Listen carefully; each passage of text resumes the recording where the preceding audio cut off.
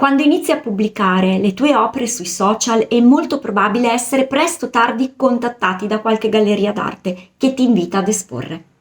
E qui arriva la domanda: ma le gallerie d'arte come funzionano davvero?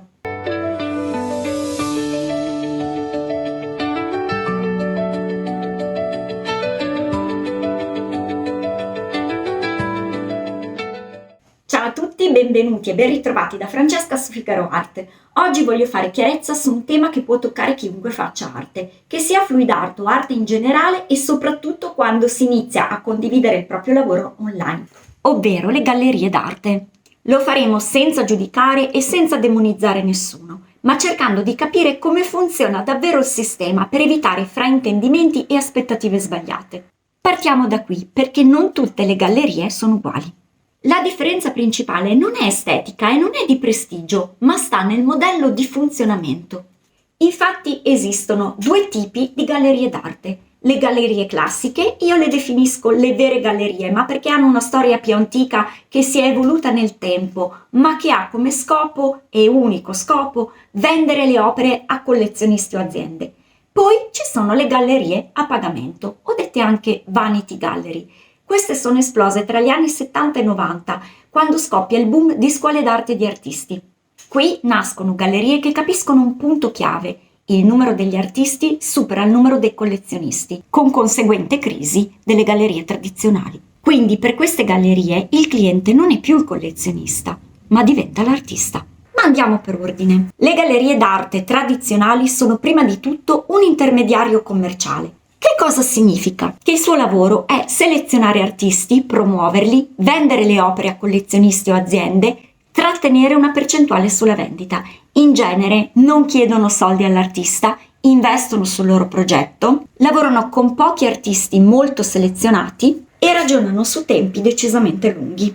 Parlano di opere, di mercato e di collezionisti. Non ti fanno sentire arrivato, ma ti fanno sentire dentro un processo che spesso è lento e anche molto faticoso. E poi ci sono le gallerie a pagamento, o vanity gallery. E qui bisogna essere molto chiari, senza demonizzare, ma chiari. Queste gallerie ti propongono solitamente mostre, cataloghi e visibilità tramite i social per alcuni giorni. Chiedono una quota all'artista e spesso non hanno un vero pubblico di collezionisti. Raramente vendono le opere e in questo caso il loro guadagno non deriva dalla vendita dell'opera, ma dal fatto che l'artista paga per esporre. Scegliere queste gallerie non vuol dire automaticamente non essere bravi, vuol dire solo che il modello economico è diverso. Eh sì, perché una galleria che chiede soldi non vende opere, vende un servizio espositivo e va chiamato con il suo nome. Ma perché queste gallerie fanno davvero così tanta presa? E qui è importante capire una cosa, soprattutto per chi fa arte. Perché quando fai arte non stai creando soltanto oggetti, ma stai mettendo fuori una parte della tua identità. E quindi è normale che frasi come "abbiamo notato il tuo stile, il tuo lavoro si distingue", "pensiamo che tu abbia un grande potenziale", non vengano esattamente vissute solo come valutazioni tecniche, ma come riconoscimento personale. Perché il cervello, soprattutto all'inizio, fatica a distinguere tra "il mio lavoro è valido" dal "io sono valido". E questo rende molto facile confondere il bisogno umano di riconoscimento dal funzionamento reale del mercato, soprattutto quando si fa arte da autodidatta, da soli e senza un sistema intorno. Per questo motivo, quando arrivano certi messaggi, non parlano solo al lato artistico, ma parlano al bisogno umano di riconoscimento. Ed è un sistema che non fa leva sulla bravura, ma fa leva su dei meccanismi psicologici molto precisi. Il primo di questi è il senso di elezione. Eh sì, perché ti fanno sentire scelto. Abbiamo notato il tuo stile, il tuo lavoro si distingue. E questo attiva un bisogno profondo molto comune. Non sono uno dei tanti, qualcuno mi sta vedendo. La seconda leva è l'anticipo del futuro. Ti fanno immaginare un futuro ancora prima del presente, con mostre, carriera, visibilità. Non ti dicono forse, ti parlano un po' come se il percorso fosse già avviato. La terza leva è quella di creare confusione tra il valore artistico e il valore personale. Questo è il passaggio più delicato, perché se qualcuno investe su di me, allora io valgo. Ma in questo caso, se pago, spesso lo faccio non per l'evento in sé, ma per proteggere quell'idea di me. E questo è importantissimo da capire, perché la consapevolezza evita delusioni e scelte sbagliate. perché tutto questo non è ingenuità, fa assolutamente parte del funzionamento umano e chi fa business in questo modo lo sa molto bene. Quindi, cosa fa esattamente una galleria d'arte con l'obiettivo della vendita? Una galleria d'arte intesa come tale non ha assolutamente bisogno di far sentire arrivato l'artista, perché lavora con artisti che non hanno assolutamente bisogno di essere rassicurati. Scelgono l'artista e non il contrario, non promettono visibilità generica, non parlano di lanci, lavora su collezionisti reali e trattiene una percentuale decisamente importante che spesso va dal 40 al 50%, e questo perché la galleria usa i suoi contatti, il suo nome, il suo posizionamento, e se non vendi per la galleria non sei funzionale, anche se sei bravissimo. Questo può essere duro da sentire, ma è reale. Il loro interesse quindi non è nutrire l'identità dell'artista, ma è costruire un mercato. Le gallerie invece che chiedono denaro all'artista per esporre, solitamente non vendono opere, non sono interessate a farlo, perché il loro guadagno deriva proprio dalla quota di partecipazione dell'artista stesso e non dalla vendita delle opere. Vendono un'esperienza che è soprattutto emotiva, di legittimazione e solo in minima parte di pubblicità e visibilità reale.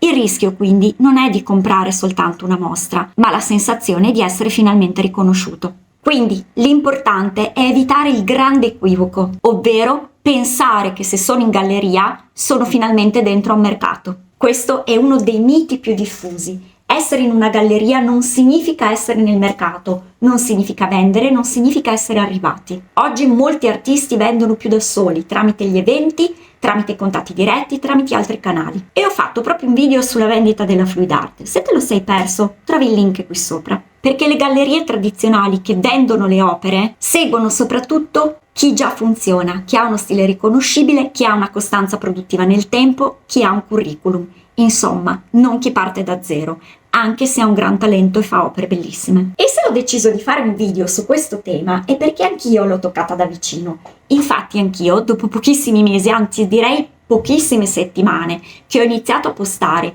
i miei lavori sui social, sono stata contattata da una prima galleria, a cui sono seguite molte altre, e che mi hanno portato a fare alcune riflessioni e approfondimenti come quelli che vi ho appena illustrato. Già dopo la prima galleria mi sono sorte un sacco di domande e un sacco di dubbi su come funzionano queste gallerie, e quindi prima di capire se facevano per me oppure no, io ne ho provate ben 3. Ho partecipato a 2 gallerie fisiche in 2 città italiane differenti e una galleria internazionale digitale. Soprattutto l'ultima esperienza, quella della galleria digitale, devo dire che è stata un'esperienza un po' così fulminea, perché di fatto non c'è da preparare nulla se non un formato digitale dell'opera che si decide di esporre. Mi hanno inserita in un catalogo digitale dove c'erano altri 100 artisti. E quando è partita, che è iniziata, diciamo così, l'esposizione virtuale della galleria, mi hanno mandato un link dove c'era questa sorta di galleria virtuale, dentro la quale io potevo muovermi e andare a vedere tutte le opere esposte. Ci ho perso un mezzo pomeriggio e vi dirò che la mia opera non l'ho vista, non l'ho trovata. È inutile dirvi che questa è stata la mia ultima esperienza con questo tipo di gallerie. Io ho deciso che personalmente non fanno per me. Ma a parte quello che può essere il mio pensiero personale o le decisioni personali che ho preso per me stessa, mi hanno aiutato a capire che entrare in un circuito non equivale assolutamente a essere sostenuti da un mercato. E questa consapevolezza, anche se all'inizio spiazza, ti permette di fare poi delle scelte più lucide dopo.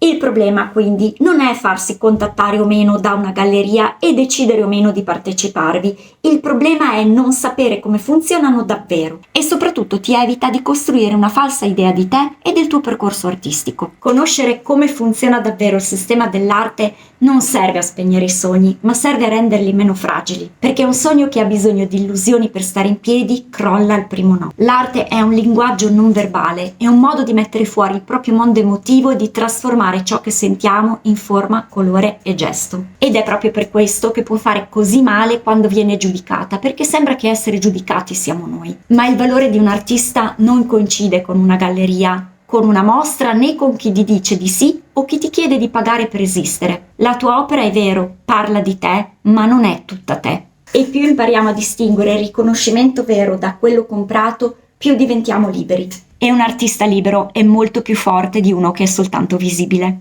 Se avete trovato questo tema interessante e di una qualche utilità, io vi chiedo di lasciare un like. Non vi costa nulla, ma per me è importante. E se avete avuto esperienze con gallerie, mostre, avete voglia di condividerlo qua sotto nei commenti, io vi leggo sempre molto volentieri e forse può essere utile anche agli altri. Detto questo, vi do appuntamento al prossimo video. Ciao a tutti!